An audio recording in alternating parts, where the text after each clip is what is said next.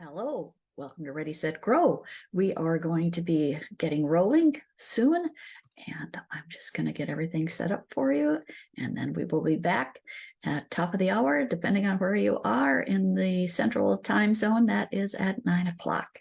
So I look forward to seeing you when we are all set up and ready to roll. Get your coffee or whatever you need to do, and come on back.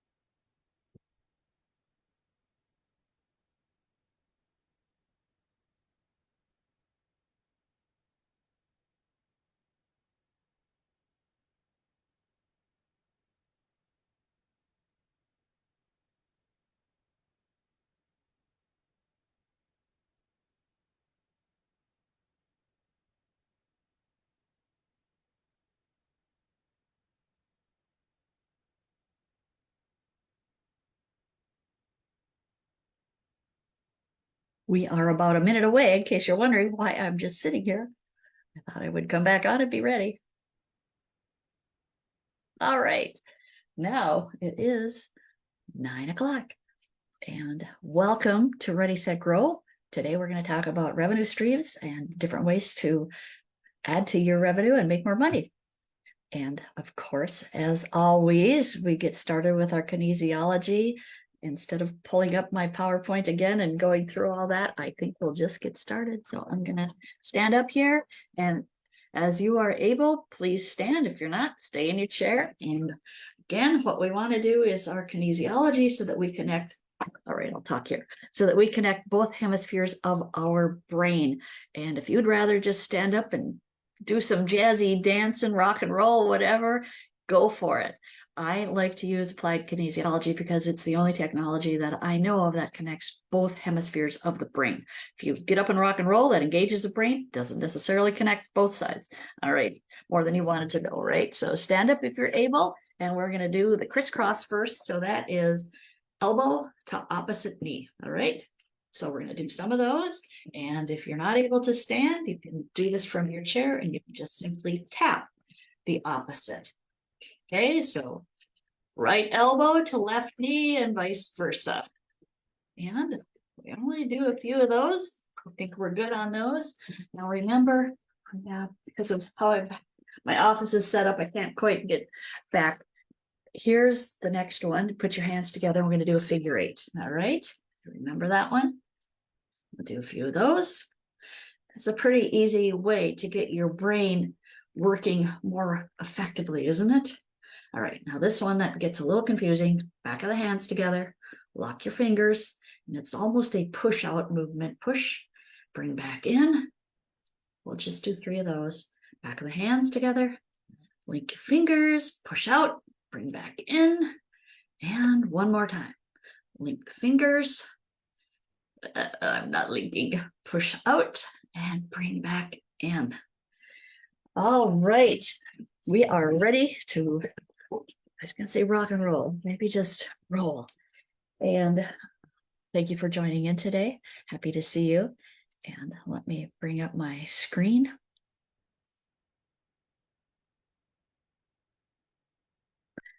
Here we are. And I feel a little bit more energetic than usual. So if I talk too fast, you might just have to go back and do a replay. Or if you're sitting in the Zoom room, you can probably get me a message. If you're in Facebook, I don't even know that you're there, technically. And trying to calm down because I haven't even had much caffeine. Let's take a look at where we're at. Today, we're going to talk about revenue streams that make sense and make money. And we don't want to do ones that don't make money, right? We're going to check in where we're at, what we've covered a little bit, talk about the revenue streams, and then we are going to wrap it up. We've got a fair amount to cover today. Again, probably need to buckle up, put your seatbelt on, because we're going to keep moving. As always, have your products ready. If you're using my journal, I'm going to have to get a new picture of the one that has the bestseller label on it. I haven't had time to order more. And index cards, notebooks, however you do it, make sure your stuff is all ready. And if you're mind mapping, great, more power to you. It's a great technique. Again, just to remind you, this is the mind map for the 7 dimensions of life. And that would be a separate topic, but this is the concept. So you put your issue in the middle, maybe it's new revenue streams, and maybe you start putting out the spokes and building from there. Here's our process once again. And our first pillar is about getting ready. So putting together a lot of the pieces, then getting set, taking it to the next point of integrating some things, and then grow. What are we going to do when we pull it all together and get moving on our plan? As you know, I have a membership group, and there we work one step at a time, strictly on putting together all the pieces for your plan. Like this group, we are together for 90 days or 3 months. It's 12 steps, just like this is.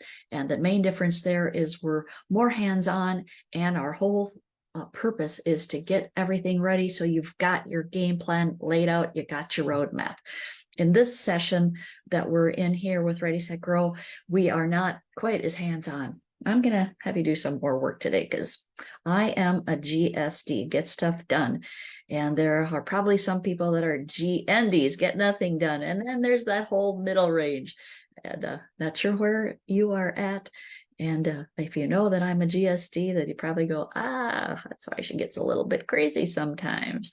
We're going to talk today about different revenue streams. And first, understanding revenue streams. What are we even talking about? Make sure we're on the same wavelength here. And identifying profitable revenue streams, leveraging existing assets, innovative revenue models. And then we're going to talk about some companies that have done some things and wrap it up.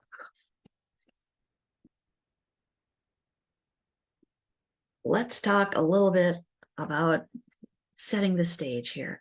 And in this dynamic world of business, we've talked about this before, we're all pretty much in a pretty competitive and fast moving environment. If we're not, then we're maybe a little bit unusual. And in that situation, revenue streams play a vital role in determining the success and sustainability of a company, of a business. And for small businesses in the B2B space, the ability to generate a consistent and diverse income is crucial for growth and long-term prosperity. Today, we're going to dig into some of those ideas, as I mentioned, about revenue streams and their significance in the B2B market, and talk about some key factors to consider when optimizing these ideas, and want to make money and make sense in what decisions that we make to do this. In the B2B world, revenue streams take on a slightly different definition than in the B2C world. Typically in business to business, we're talking mostly about different channels that we're going to use to generate business for our products, services, and our company. And those different channels are going to be different sources that we go to, different, sort of like different segments, different target markets.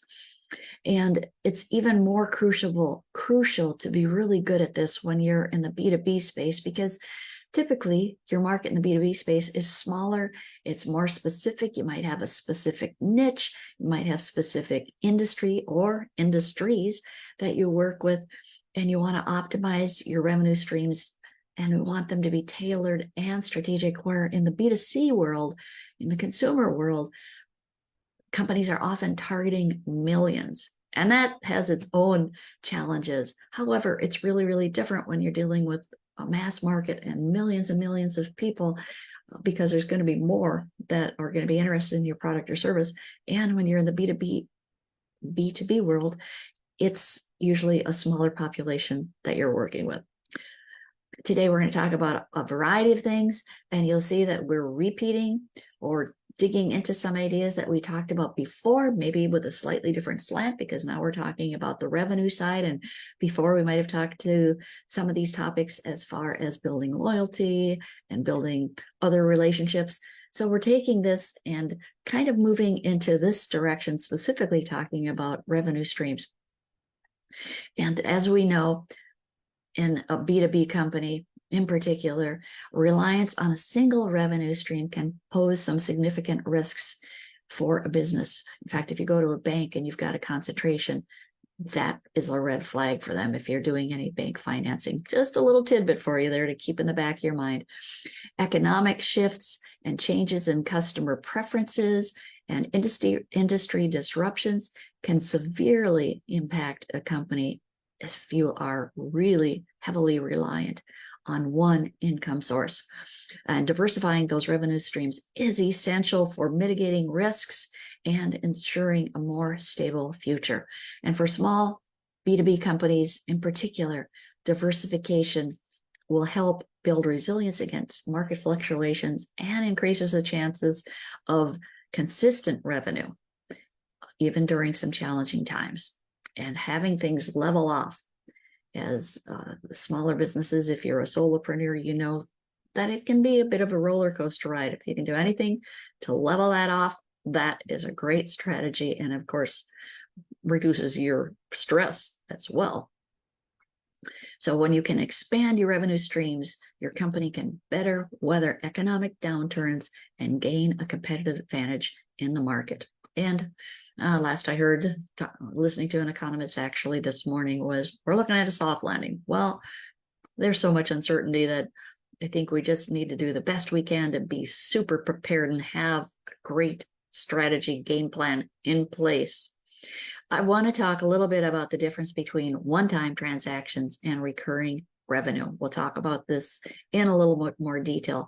Revenue streams can pretty much be classified in those two ways: one-time transaction and recurring revenue. And one-time transactions obviously involve selling a product or a service one time and then receiving a single payment. And the other way, recurring revenue, involves generating continuous income from customers who subscribe to an ongoing service or purchase products on a regular basis. And while a one-time transaction can be a substantial boost to a short-term gain, recurring revenue offers more predictable and sustainable income over time. And for small businesses, striking a balance between these two is really, really important. And depending on your business, again, it all depends on what our individual businesses are. If you can develop a balance between the two, that is the best way to proceed. And combining revenue from one-time transactions and having the stability of recurring income can create a healthier financial ecosystem for the company. Again, if you're dealing with bank financing, being able to share, if that's what you're doing, is going to give you better relationships with your bank. Yeah, it all gets complicated sometimes, doesn't it? So we're going to talk about all of these things, and we're going to talk about this in just a minute. Before we get to that, I just want to share a quick overview of some of the common revenue streams for a B2B company. First is direct sales. That's the traditional approach of selling products or services directly to other businesses. And that often involves long-term contracts or bulk orders, and hopefully a long-term business relationship. Not always, so that's where we want to get better at that. Subscription-based services is another way that you can have a revenue stream and offer ongoing services, or getting things set up where your product is maybe such that needs to be reordered, and that can give you the more consistent revenue and foster customer loyalty. Third one is licensing and white labeling, and that will allow other businesses to use your technology or your services or some other aspect of your business, and that can be profitable, and you can do that on an ongoing basis. Consulting and professional services is our fourth point, and or you can provide specialized expertise, or maybe you have a product where you provide maintenance of that product, and do that with clients. That starts to give you that ongoing business relationship. Now, some of that maintenance and service kind of things is more typical if you've got a complex product. Keep in mind, there's always options. And the next point that I wanted to mention is moving into outcome-based pricing. We're going to talk about that next time. And that's where you really say, all right, reprice based on the results that you get. And that can be a great option, a little bit more complicated sometimes. And seventh point is value-added services, where again, providing additional services or add-ons that complement your core product or service can be a great way to build that additional revenue stream. And again, all of this has to be something that is going to benefit your customer.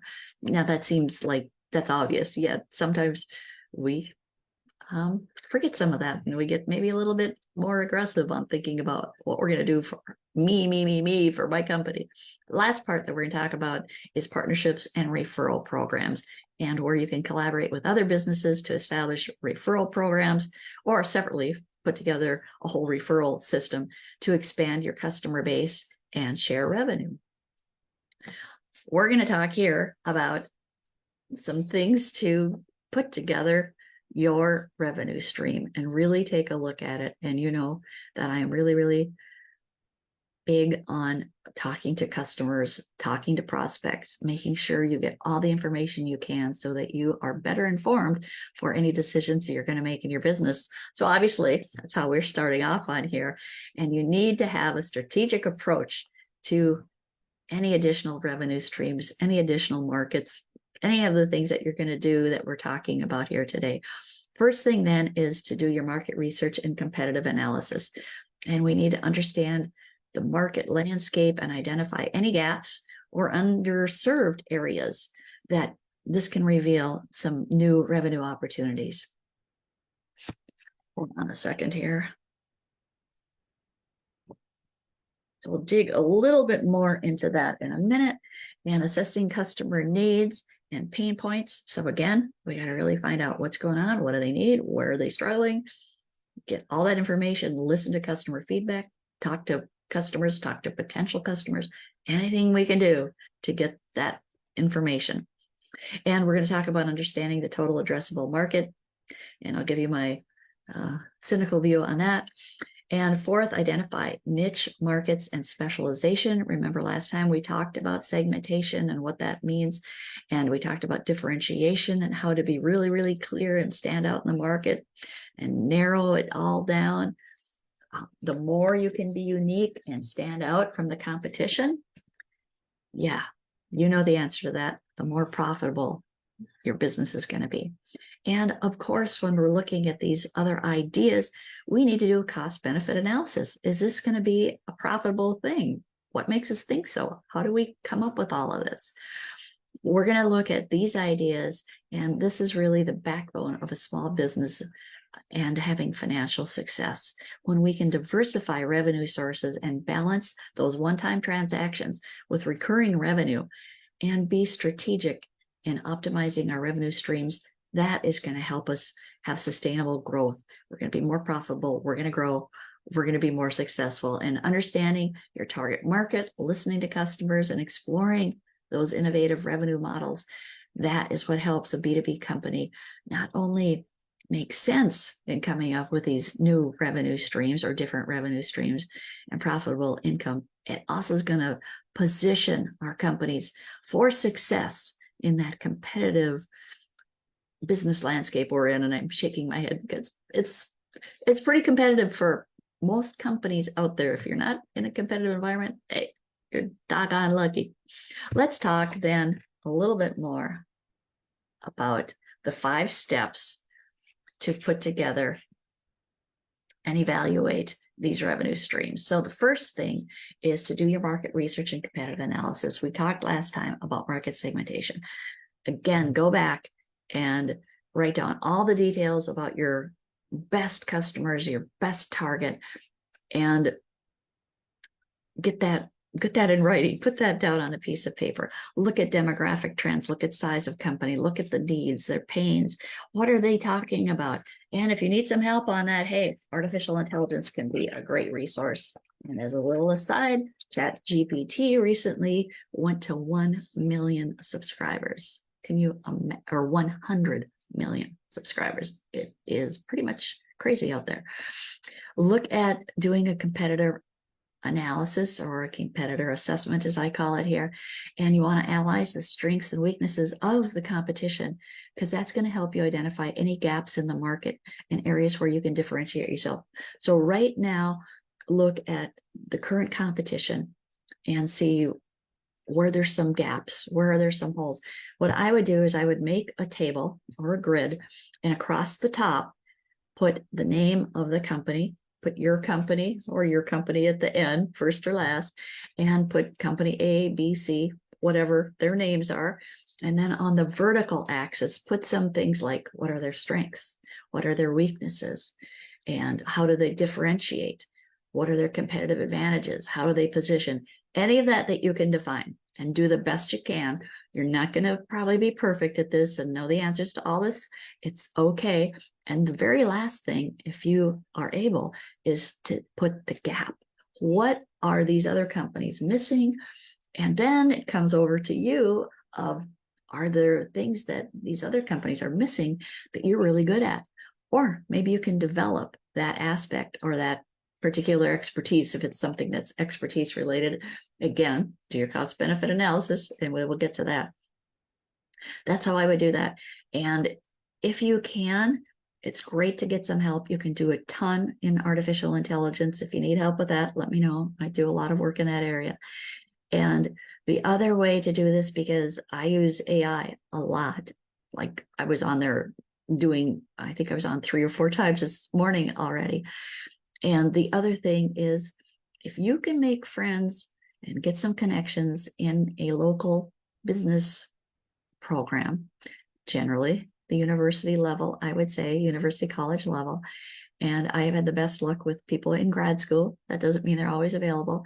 However, you can sometimes, if you can get to know the marketing instructors or marketing research instructors, you can pose a research study for the class. Or maybe they have said, hey, we need 5 different projects in the class and all the students are supposed to go find their own. Well, half the time, they're not going to have too much luck finding any. If you can get to that instructor and say, hey, here's something that I need, that can be a great resource. Or hire an intern. And there are specific intern programs at, I think, probably every college and university now. And that can be a great way to do it. It reduces the bias, and hopefully they've got some training in doing this. Otherwise, you want to at least get some basic questions answered, and that doesn't take a whole lot of training. Again, hopefully, well, they would need to be sort of trained so that they're not creating bias. That's another topic. All right, let's look at the third point, and you want to stay tuned into the market, to the customers, to the problems they're having, so that you can keep an eye on emerging trends and technological advancements, because that can lead to innovative revenue stream ideas. A lot of what I'm saying today, you might already be doing, and a lot of it is common sense. And some of it might be pieces that you thought, oh, that's a little different. Again, like with everything we talk about, just listen. And is there something that you want to add, something that's a takeaway? Star that, highlight that on your note paper. Now, if you're going to keep up on emerging trends, there's a few pretty easy ways to do that. If you're a member of a trade association, that is a great way to do it. If there's a trade show that you can go to, that is a great way to do some market intelligence work. Social media can be a good resource. There's different websites that you can go to, like Answer the Public, and you can query that. Even doing a Google search, you can find out what people are searching for. If you're doing some social media, and if it's something in that you have, look at the comments, look at what people are saying, and do some reading. And as I have already mentioned, use artificial intelligence. Step 2 is assessing customer needs and pain points. So there's 3 main things here that we want to touch on. And again, really, really so extremely important to talk to customers and potential customers and keep track of this. Document it. As easy as having a file folder and putting notes in it. We don't have to get this super complicated. We just need to do it. And if you haven't been doing this, figure out the easiest way to get started. Heck, maybe what you have an index card and you have that for specific topics, one topic across the top, and you just start making notes. Figure out what works for you and what makes it easy. The first point here, obviously, customer surveys. When you can conduct a survey and get the feedback, that is so important. And you can do things as simple as pulling together people in what I call a roundtable. People get a little bit wacky sometimes if you call it focus groups, because then they expect certain things. So just call it a roundtable discussion, get some people together, maybe do it at lunch, give them sub sandwiches, pizza, whatever, and you just start talking. This is also really, really helpful if you get someone to facilitate. There's people you can hire and you can pay. There is probably a business friend that you have. Maybe you can trade each other some facilitation skills, because again, it's helpful if you've got somebody that's just focused on doing that part, because any of us can get distracted and go down a rabbit hole, and hopefully a facilitator keep things focused. And like I said, document this. Customer interviews, again, engaging on a one-on-one conversation with the key decision makers in your target market, your target industries that you might be looking at. And that's going to give you a better understanding of their pain points as We've called it for eons, and now it seems to be common vernacular. Also, from the industry I come from, we did a lot of work with key opinion leaders. These are people that are experts in the industry. They're often academic. In my world, they're often in medical institutions. And the way you find these people is you start asking, who's the expert on this? Who's the expert? And pretty soon names are going to emerge. Also, this is where your trade association or trade shows can be very helpful, because these are usually the people that have white papers that are being asked to be speakers and so on. And again, depending on your industry, I come from a very technical one, and that operates a little bit differently than some that are more mainstream. So keep it in mind, although there are resources for every industry, every business. Also, something I called CAB, Customer Advisory Board. If you can put that together, that is awesome. Probably a separate topic. If you had a group of maybe 4 or 5 businesses, well, if you had a group of about 8, you could probably get 4 to 5 to show up. If you had them together 4 times a year and you just talked shop and talked business, and also got them to share some things that were not just benefiting you, that they will show up for the most part. And then there's the COIs, the centers of influence. Again, that tends to be more influencer types thrown around a lot in social media. However, you know those people that are well connected, and maybe those are ones that you can cultivate your relationships with. Last point here, I probably need to get moving along here, is the customer journey mapping. And this, again, we've talked about, where you want to identify all those touch points before you're involved with a company, once you're involved, and after the sale. Put together all those points, because there could be some new revenue streams that will emerge when you put together that customer journey. And one of the reasons for doing it is making sure that you're doing all the things to benefit the customer, to keep yourself in front of them, all that, and also to identify any gaps in your service. Maybe you just need to do some things a little differently. Also, gaps in their needs that can lead to another revenue stream for you. Now we're going to move on. Well, let's just take a little break here. Take a look at your notes. If you've got the trusty index card, are there any key things that we've talked about here that you want to make sure you go back and revisit? Anything here on step 1 and 2, anything just that we've run through? Take just a couple seconds, look at your notes. Is there anything that jumps out at you where you go, this is something that I've been thinking about, or that I need to do? Potentially making that competitive analysis grid would be something where you go, yeah, because you probably know a lot of the information, and maybe that would just help you organize it.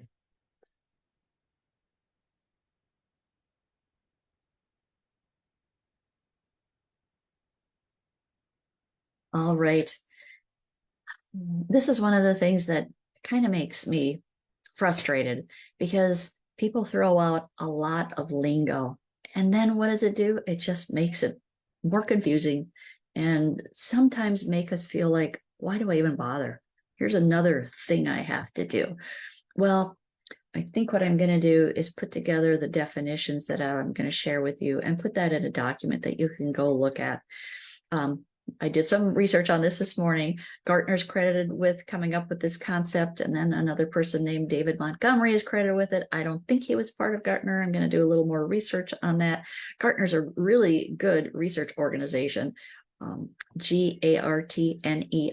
If you're not familiar with it, you could go look at them, because a lot of times they have free reports that are available. And again, I'm like a total nerd geek when it comes to anything on marketing strategy, market research, keeping up on things. So I might be a little bit more enamored with them than you will be. If you have a chance, still, I encourage you to take a look. And David Montgomery has a book out. I forget. But anyway, you can find that. The whole point here is you want to estimate the size of your market as best as you can. And if you're a really small business, you go, that's not even realistic. What do I know? How do I do this? Well, again, if you can get your hands on an intern or get some students to do some work, they hopefully know the difference between secondary and primary market research and can help you out with that. The other thing is you've identified an industry by now. When we talked about target market, you've identified that. And if you say, hey, I focus on the Fortune 50 companies, you know who they are, don't you? Well, then you start distilling from that. If you say, I work with Fortune 500 companies, okay, well, you might say, that's just too easy. My market is more obscure. Well, your market is not going to be obscure when you really think about all the different aspects that we talked about on segmentation and you get down to your target market. Then it all becomes more clear, and the more clear you can be, the easier it is to estimate. And you're probably going to have to just do some guessing and some gut work. Depending on where you're at, how accessible the information is, I'm going to just say, do your best. Think about the fact that you want to at least do a little work on trying to figure out what's my estimate. It might be how many companies are in that market. Maybe that's your first run. Maybe then you think about what your product or service is and how much you can sell. If you could get 10% of the market, if you could get 20%, if you could get 50% of those companies out there, I encourage you just to start dissecting and see what you can come up with. At least give it a shot.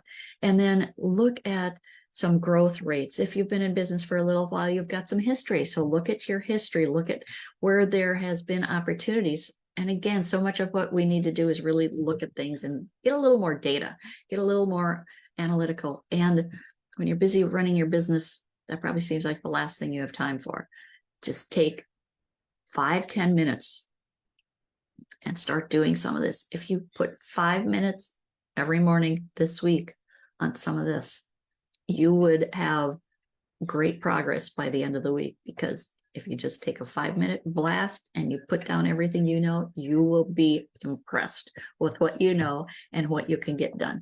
Market penetration just really gets to how much of the business that's out there can you get to. What I wanted to share is, like I said, I'm going to put this in a document because sometimes there are people out there that say, I have a new concept. This makes it so easy to understand. Well, sometimes it makes it more confusing. So I get a little cynical on that. There's the 3 concepts. Total addressable market, and that's like the big picture. And we talked about that last time. I showed you a couple different diagrams with the circles. All right, then there's serviceable, addressable market. Yes. Do we have to have more confusing words? Apparently so. And then there's serviceable, attainable. All right. All that really means is total market is the big one. Then the serviceable, addressable is one chunk down. Then serviceable, attainable is like the ones that you can get. Remember last time, John Assaraf says that's 5% of the total big market.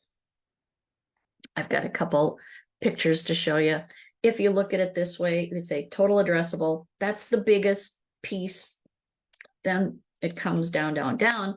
And our bucket, if you use the funnel concept, our bucket is going to be down here at the bottom of the funnel. And we're just getting the big picture, smaller, smaller, smaller, more and more specific. And there's a saying that, I don't know, seems a little trite to me. They always say the riches are in the niches, which basically means the more specific you can get, the more money you make. And it's really because the more specific we get, the better we understand the market and the better solutions we're giving them. It's all really pretty intuitive, isn't it? Here's an example of where you might look at the total addressable. They've kind of changed the wording a little bit here, but let's say that there was 103 billion. Yeah, big numbers. So that's like the big bucket. Then if you say, well, let me bring that down to maybe the country that I work in or something, and that ends up being 60 billion. Then you might say, no, I'm going to get down to the region and the specific companies that I can target. Well, 38 billion probably bigger than most of us have access to. You never know, because it depends on your business. And then this graphic again is kind of like what we had last week, where we start with the big picture. or the big market. And then we just keep ratcheting down until we get more specific. So here it's called serviceable, attainable market. I just call it target market. Other people have different words that they throw out. Just keep in mind the concept. You just start with the bigger and you keep refining. I remember last time when I said, think about who you do business with, and you might say, okay, I do business with other companies. Okay, other companies. Well, what's their industry? And you just keep bringing it down to more detail, more specific. Okay, I guess I probably beat that enough. And we'll move on. All of this, of course, is because we want to be more profitable, have those revenue streams that make sense.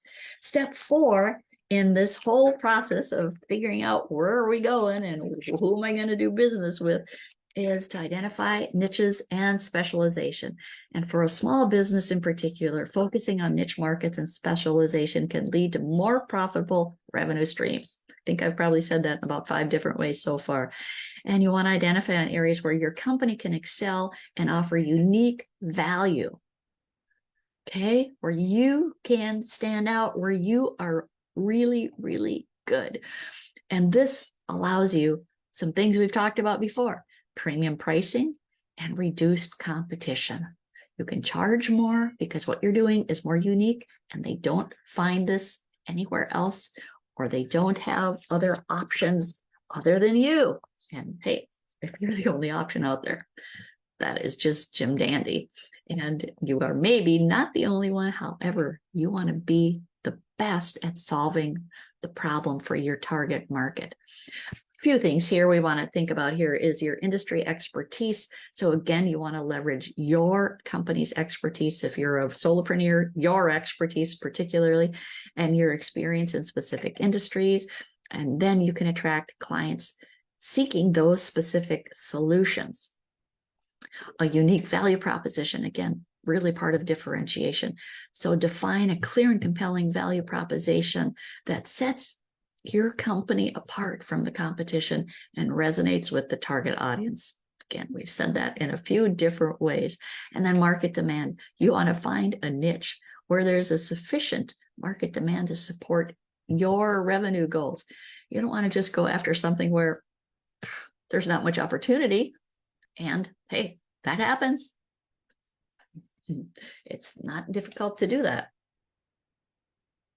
All right, let's look at some cost benefit analysis. I had a couple things I wanted you to do here. We're going to keep going for now. So our 5th step is doing a cost benefit analysis.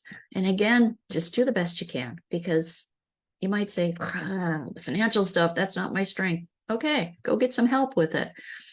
And if you can't afford some help, just start where you're at. Pick away at it. Don't make it so complicated. Implementing new revenue streams comes with associated costs, obviously, and it is essential to evaluate the potential return, the ROI, before making any decisions. And especially if you've got other people involved, other resources, and you've got payroll, you really want to make sure, because you don't want to start paying people to do some things that doesn't give you a return. As much as possible, conduct a thorough cost-benefit analysis to assess the feasibility of any of these new revenue streams that you're taking a look at. First step would be revenue projections. Estimate the potential revenue from each revenue stream that you're looking at. Maybe you're looking at a couple new ideas.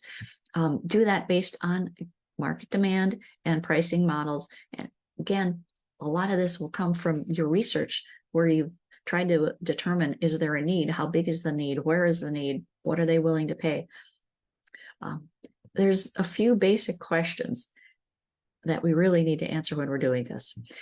So then get down to the second point is your cost analysis. So identify any upfront costs that you might have if you're looking at engaging in some of these new revenue streams, or any ongoing costs associated with implementing and maintaining that revenue stream. And the last part is your break-even analysis. Figure out at what point the revenue generated will cover your initial investment. Again, take a look at these 5 things that we've talked about to really look at what makes sense in looking at a new revenue stream. So do your market research, understand your customer needs, look at the whole market opportunity. In this case, what we're calling total addressable market and all those little pieces. Identify the niche markets and do your cost benefit analysis. Remember that as things change in the marketplace and customer needs and demands change over time, and a continuous flow of revenue stream optimization is really essential to make sure that our small businesses are going to be successful. So stay agile, stay adaptable, and be poised for success. Keep in mind, how many times have I said this? Listen to the customers, the prospects, the marketplace. Keep the communication going. Now, there's some things you can do to leverage existing assets, and those are things from, again, maximizing value from your existing assets, products and services, upselling and cross-selling. We're going to talk about that next time. I think it's next time. Leveraging customer relationships, repurposing intellectual property, and exploring strategic partnerships. So we're going to talk about some of these. Let's talk about a little bit here. So leveraging current assets. That's something that you can do now because you have those assets or those strengths in place. And customer relationships. You already got that. Now, some other things, repurpose your intellectual property or strategic partnerships. Those might not be in place. Those might be new things. So they are probably going to take a little more time, or maybe be something that you get into a little bit further down the road. Let's talk a little bit then about maximizing value from existing products and services. Take a look at any product or service that you have now. Can you enhance it? Are there some improvements that you can make? That will do one of a couple of things that will allow your current customers to do more business with you, or it will open up the door to customers that you're not serving now. And that's real similar to new use cases where, again, you're going to look at current products and services that you have, and you're going to really see if there are some new markets, some untapped markets and customer segments that can use what you do.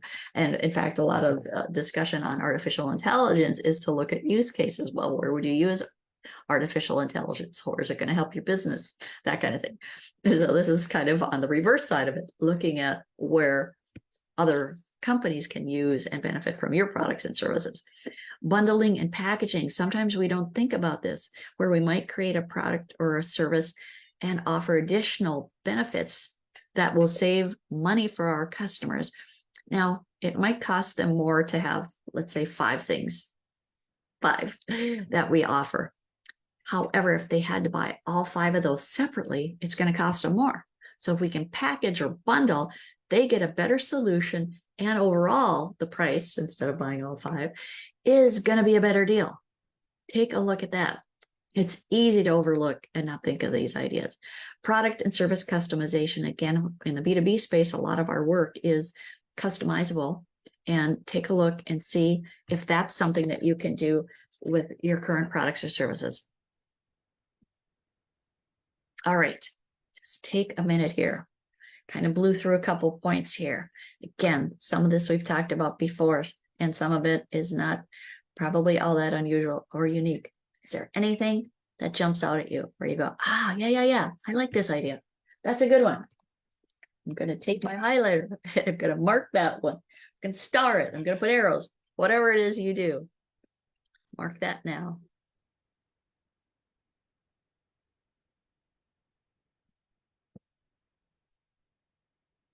All right, I think I'm going to see if we can get through this and do a little bit of exercise on it. Cross-selling, upselling, we'll be doing that on another time. Leveraging customer relationships. And I'm not ignoring upselling, cross-selling. It just has its own world, and there's going to be more that we want to talk about. Leveraging customer relationships. Again, excellent customer service. We've talked about this before. And anytime that you can build strong and lasting relationships with customers, this is an incredibly valuable asset. And that will lead to a few good things: repeat business, referrals, and customer loyalty. All three of those are great assets to have in a business. And you want to leverage these relationships and nurture them and turn those customers into loyal partners. Here's 3 or 4 things that you can do. Focus on customer service, and we've talked about that. Make sure that you provide exceptional customer service that builds trust and loyalty and enhances the overall customer experience.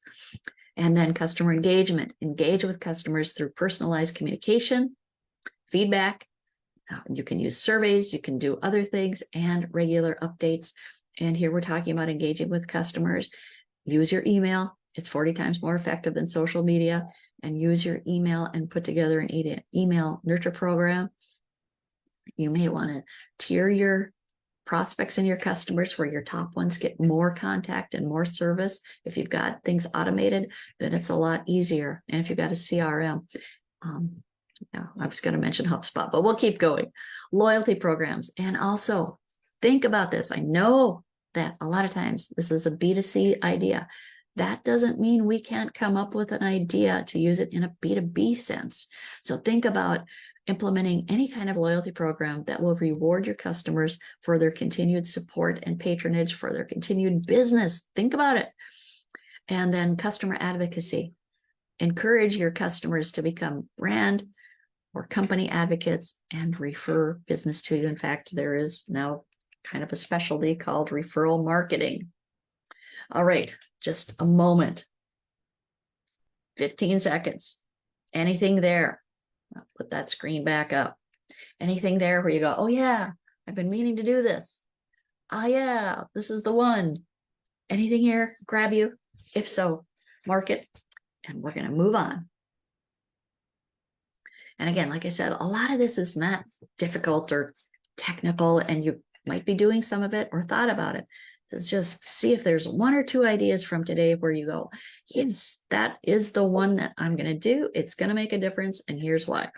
Let's take a look at repurposing intellectual property. And typically your IP, intellectual property, is going to consist of things like patents, trademarks, copyrights, trade secrets. Any of that can hold value for your company. And you may even have a business process. A lot of times process is part of your IP. And well, in fact, a lot of manufacturing, when it's done in China, has a problem. And there are companies that manufacture in China, and they make sure they don't let the Chinese government or their plants or whatever you might say, they don't let them understand the whole process, because process for certain products is part of the IP. So keep in mind, you might have a process that you use in your business that has high value. All right, first let's talk about licensing and franchising. And of course, if you watch Shark Tank, and if you don't, hey, tune in once in a while. It's kind of fun to get some different ideas going there. This takes the intellectual property that you have and you license it or franchise it to other businesses, and this can generate royalty income. And again, Kevin O'Leary is the guy that loves that probably most of all on Shark Tank. And yeah, an idea is with recreational marijuana being legalized in so many states, people don't have testing for it and they don't really know what to do.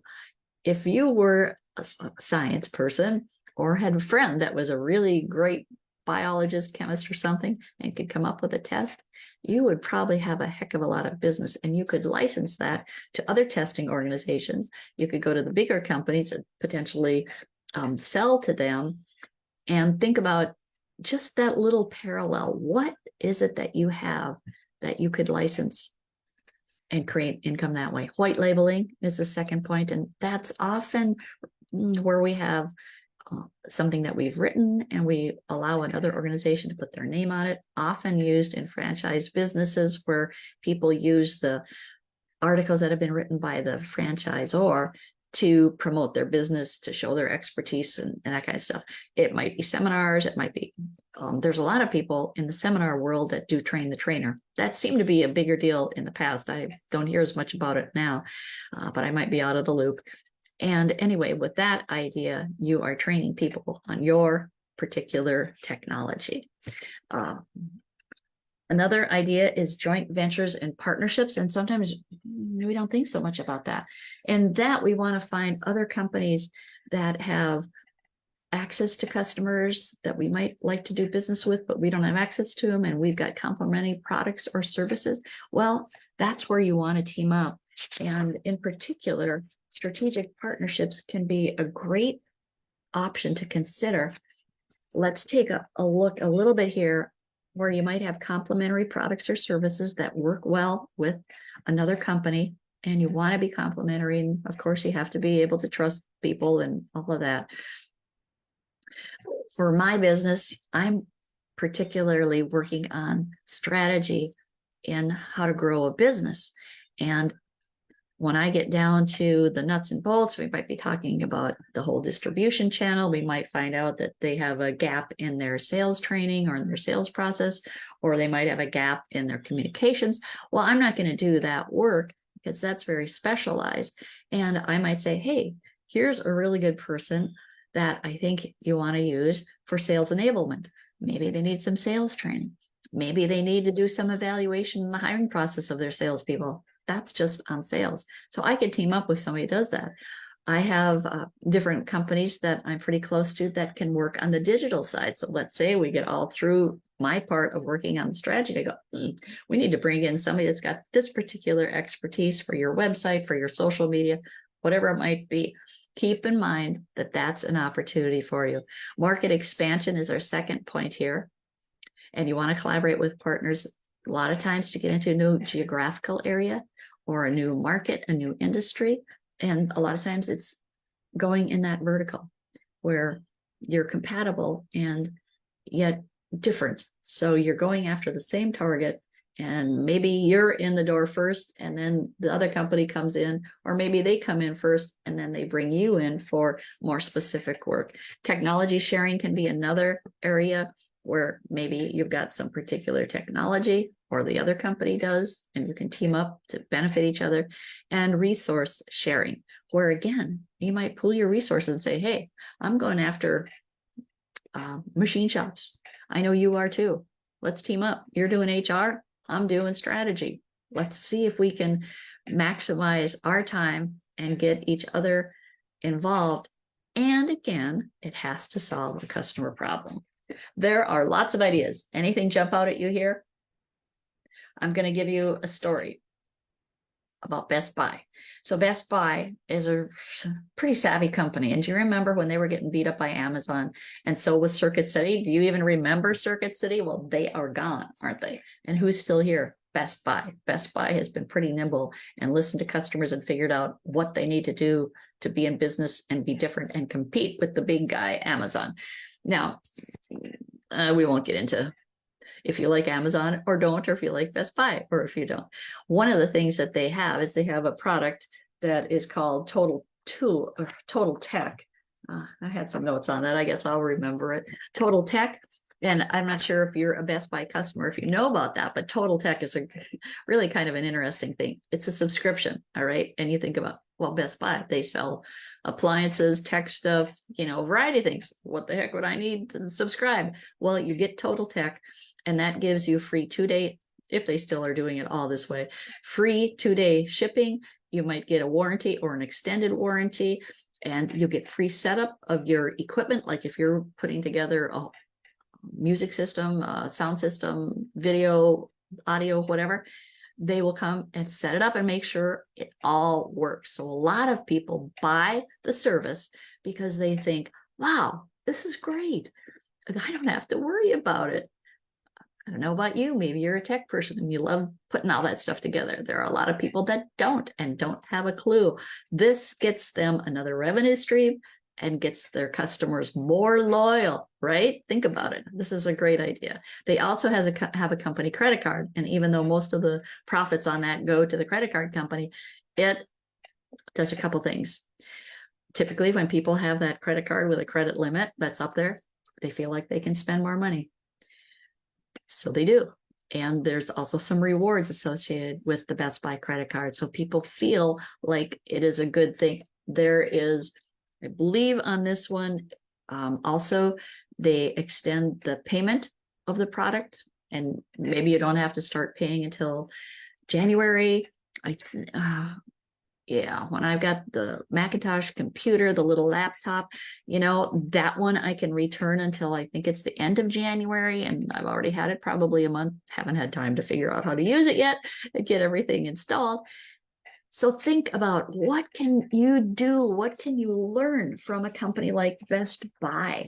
Because some of the things that we can learn are not that complicated. And I encourage you to look at companies that are like a Best Buy that is easy to follow. And just because they're big doesn't mean we can't copy what they do. Take an idea, find somebody that's really good at it, benchmark it, copy it, do it your way.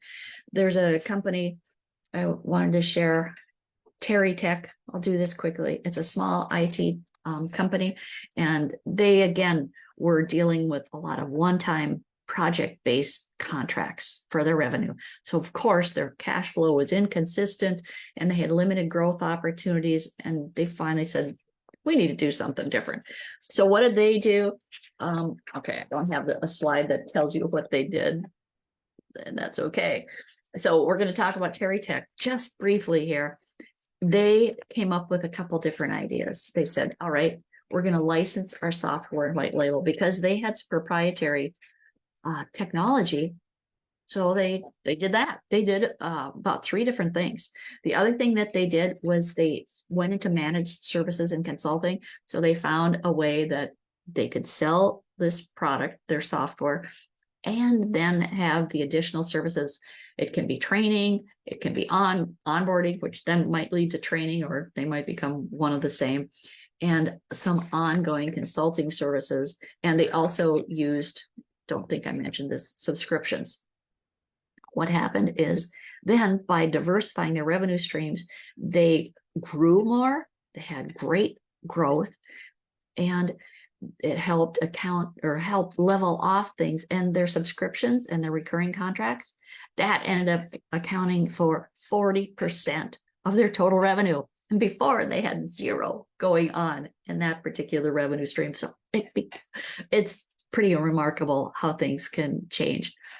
What I want to do here, and we got just a couple minutes, is I want you to take a piece of paper and think about, let's just write your strengths. You as an individual, you as a company, whatever is your appropriate size. I want you to take 1 minute and just think about, what are all the things that you're really, really good at? Write them down, because you might not be selling them right now. Let's just take 1 minute on that. We're going to do a couple things here as we wrap up, just to get you thinking and putting this all together. All right. So everything you can think of that you're really, really good at, well, that you could get paid for. If you're a good basket weaver, it's probably not something.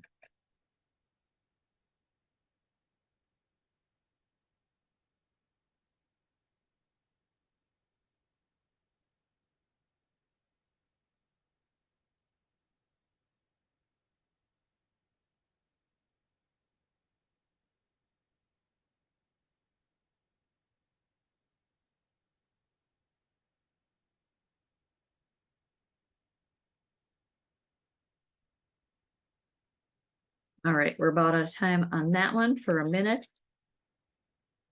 All right, hopefully you have a list now of some things that you were really, really, really good at.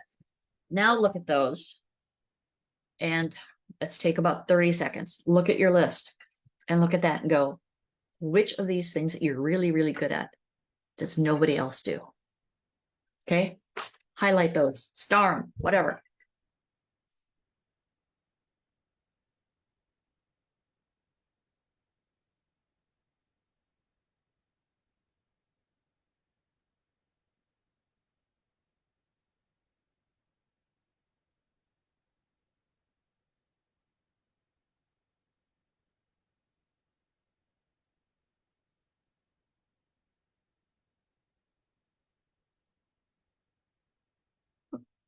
So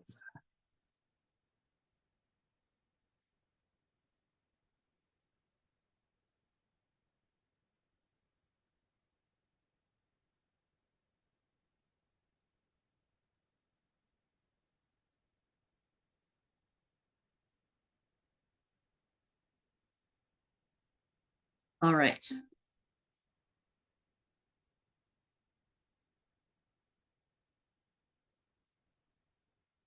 Okay. You would think I could remember how to use my old timer. Okay, as we wrap up here, think about anything that you're doing now that you could do differently or offer to anybody else. What I want you to do is take a little more time if you would, and you've got the list of what you're really, really good at, what is unique that nobody else is doing. Then also maybe a different color. Is there anything in that list that you're really, really good at that nobody else is doing that you could partner up or that you could license or that you could leverage in a different way? So that would be your third thing. And then the fourth thing is, how else could you sell it? And here, what I want you to think about is, if you're selling something on a one-time transaction, what kind of support, how could you put that into more of a subscription or an ongoing consulting kind of thing? I think we've talked about these ideas. It's going to help your business be stable and grow. You want to think about your pain points and use your existing assets and customer relationships. So you might go back even to customer relationships and go, okay, are these people that I could be talking to get introductions, to get referrals? And look at those new models. What I encourage you to do is take 5 minutes every morning. It's a good time to do it when our brains are still maybe fresh, and look at things that are on that list. Add those points 3 and 4 and think about what you can do. And is there one thing you've been thinking about doing? Is this the time to do it? Is there one thing that's just a little bit of an add-on? Think about it. Can you do it? And we're going to talk a little bit more about some revenue streams next time. If you have questions, put them in the Facebook group, reach out to me. Thank you so much for being here. As always, I probably have more information and ideas to share than we ever have time for. Thank you so much for joining in. Appreciate your being here. Let me know if you need any help, and we'll see you next time. Thanks much. Bye-bye.